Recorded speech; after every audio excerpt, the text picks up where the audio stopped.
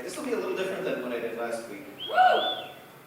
Last week was fun, but we're going to be a little more serious this week. I'm going to do a slight variation of the set I did last night. So starting out with a piece by Sierra, actually. And as you know, Sierra does not title her poems, so there's no title. I know. I knew the weight of what I was feeling was too heavy to be held by the alphabet or even the same language we share. But if I have to tell you again, I love you in this life and the next. There we go. Ow! Woo! I also just want to say, Maven, thank you for sharing all that. I'm right there with you. It is so easy to overlook what we have in this moment. I've done it many, many times, and I'm trying really hard not to. And this is the moment we have, and we often are thinking about what comes next or what's happened before. I'm really grateful to be spending this moment with all of you. I can't see you, but I know you're out there, so thank you. I love you too. It's not going to be the most uplifting night. I'm going to read some pieces that are not uplifting, and that's okay sometimes. This next one's called I Only Ever Wanted to Hold You. Woo! I only ever wanted to hold you. I only ever wanted to hold you. I only ever wanted to hold you, but I am the type of person who has often been referred to as a people pleaser. And see, I have a really hard time understanding what people actually want, so I kissed you instead.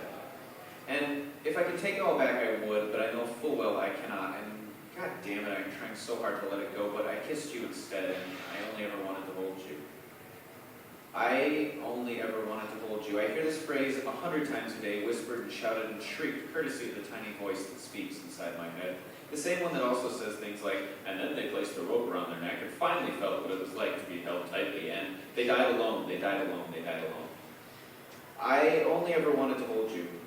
I only ever wanted to hold you. I only ever wanted to hold you. See, I am simultaneously afraid that I'm not going to be enough. You just weren't good enough. You aren't good enough. You're never going to be good enough. As well as I'm far, far, far too much. Too extra. Each word, each movement, each breath, a little too loud, a little too visible, a little too... But I never felt that with you. Not once. I only ever felt home. I only ever wanted to hold you. I only ever wanted to hold you. I only ever wanted to hold you. Woo! I've got one more. It's also not...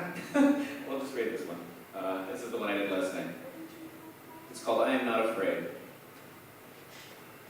I remember washing dishes, you in the distance, yet somehow still beside me, closer than anyone ever has been and ever will be again. There are candles, the smell of lilacs, boxes lining the living room, and cracks in the plaster walls with all their strange angles, dancing shadows cast by peeling paint and bits of debris. I am warm, happy even. Perhaps a word I had sworn off like a hard drug years ago, as much out of fear as a genuine interest in self-care. Fear. I am not afraid. For once, I am not afraid. For once in so many years, I am not afraid. I am calm. I want to lay down on your mattress, so I do, and you do not follow me, and that is the kindest thing you could have ever done. Your room is small, but filled with colors and life, and the walls are not closing in, but reaching out like the cautious hope in my soul. You call out softly that dinner is ready, and I lift myself and float to you. I remember when we first met.